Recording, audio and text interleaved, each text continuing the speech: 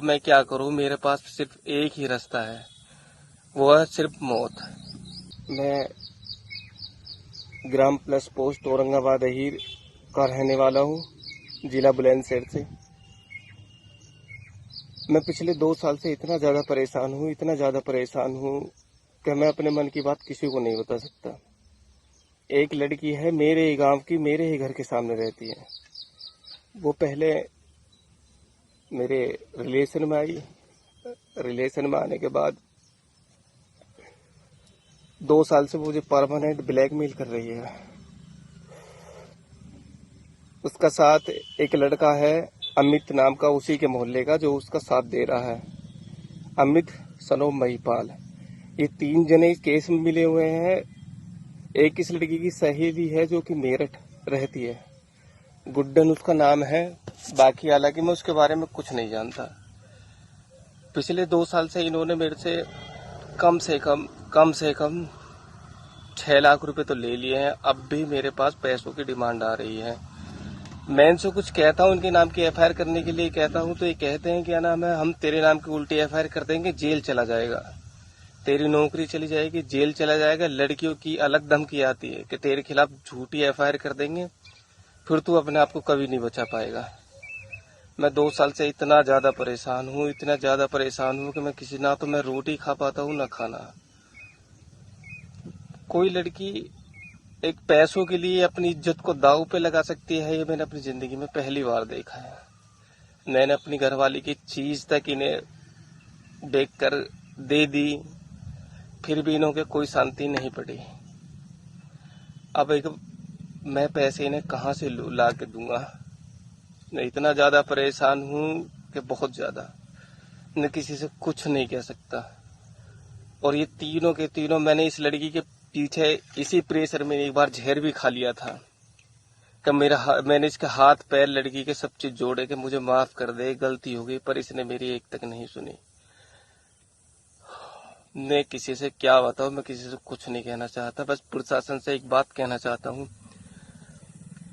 हाथ जोड़ करके इस लड़की को ऐसी सजा मिले ताकि ये किसी के साथ जिंदगी में ऐसा कुछ ना कर पाए।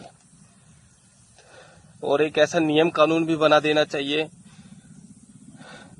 जिससे कि लड़कों को थोड़ी सहूलियत मिले। अब बताओ मैं क्या करूं, मेरे पास सिर्फ एक ही रास्ता है, वो है सिर्फ मौत। वो मानेगी नहीं, मेरे खिलाफ झूठी एफआईआर करेगी। मेरी तो जिंदगी जब भी बेकार है। बस मैं आप लोगों से इतना ही कहना चाहता हूँ। साथियों, जो अभी आपने यह वीडियो देखा, यह वीडियो औरंगाबाद की है और ये सिपाही जो हैं, इनकी ड्यूटी लगी थी मुरादाबाद नगर पालिका परिषद में ईवीएम मशीन की सुरक्षा में तैनात ये किए गए थे। आज इन्होंने अपनी ही राइफल से खुद की जान ले ली और ये बता रहे हैं कि इनके घर के सामने की ही एक लड़की है जो इन्हें ब्लैकमेल करती थी और बार बार इनसे पैसे मांगती थी, जिसमें इन्होंने एक चीज़ और कहा है कि उससे मेरा रिलेशन था। अब कैसा रिलेशन था ये तो जांच के बाद ही पता चलेगा कि आखिर ऐसा कौन सा इनका और उस लड़की से रिलेशन था जिसकी वजह से वो लड़की बार बार इनसे पैसे मांगती थी।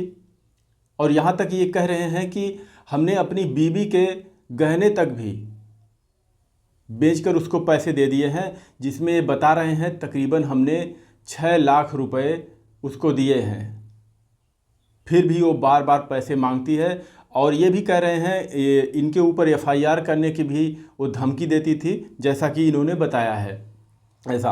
अब एक बात सोचने वाली है कि आखिर वो लड़की जो कि इनके घर के ठीक सामने की है, इनके ऊपर क्यों ऐसा आरोप लगाती थी, ये वजह क्या थी, आखिर मामला क्या था कि लड़की इनसे बार बार, जो कि ये बता रहे हैं कि हमें वो बार बार ब्लैकमेल करती थी।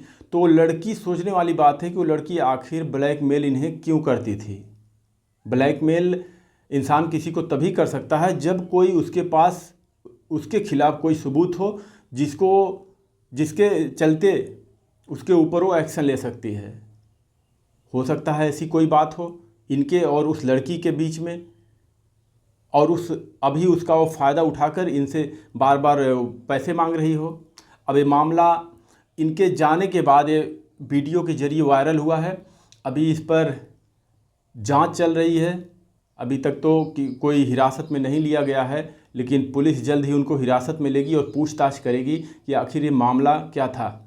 लेकिन एक चीज़ हम आप लोगों से कहना चाहते हैं कि कोई भी ऐसा मामला है तो आप डटकर उसका सामना करने की कोशिश करिए, ना कि इस तरीके से आप जान दे दीजिए।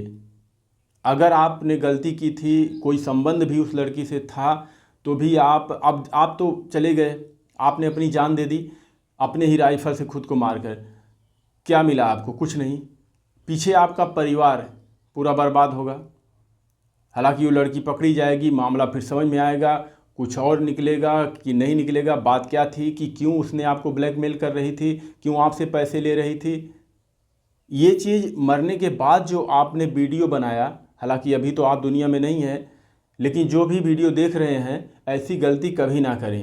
हर मुश्किल का सामना करने की कोशिश करिए। अगर गलती हो गई है तो उसका सामना करिए। ये एक ही रास्ता नहीं है कि सिर्फ अपनी जान दे दीजिए, लेकिन वो धब्बा कहीं ना कहीं तो आपके ऊपर बना रहेगा। लोग ये सोच रहे हैं कि कोई तो बात थी उस लड़की से इनकी, इसलिए इन्होंने अपनी जान दे दी है।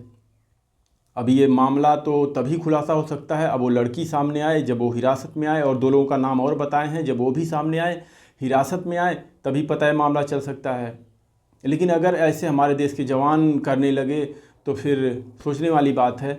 जो लोग हमें सुरक्षा देते हैं, हमारे समाज की सुरक्षा करते हैं, ये अलग बात है, कभी कभी इनकी भी वीडियो वायरल होती रहती है, बहुत गलत तरीके से लोगों को आरोप भी लगाते हैं लोग। और तो बात तो छोड़िए, लेकिन ये मामला समझ में नहीं आ रहा है। अभी ये मामला जांच के बाद ही पता चलेगा कि आखिर मामला क्या था, कि ये एक सिपाही अपनी ही राइफल से अपनी जान दे दी, जिसमें वो बता रहा है कि हमारे घर के सामने वाली ही लड़की हमें ब्लैकमेल कर रही थी, उसी के चलते हमने उसको काफ़ी पैसे दिए और अपनी जान दे दी। फिर भी वो पैसे इनसे बार बार मांगती थी और ये आज ही जाकर अपनी जान दे दिए। अब लड़की ऐसा क्यों कर रही थी, ये तो जांच का विषय है। बाकी आप सभी लोग वीडियो देखकर कमेंट में अभी राय ज़रूर दीजिएगा कि आखिर वो कौन सी बात हो सकती है जिसकी वजह से पम्मी नाम के इस सिपाही ने अपनी जान खुद दे दी। धन्यवाद।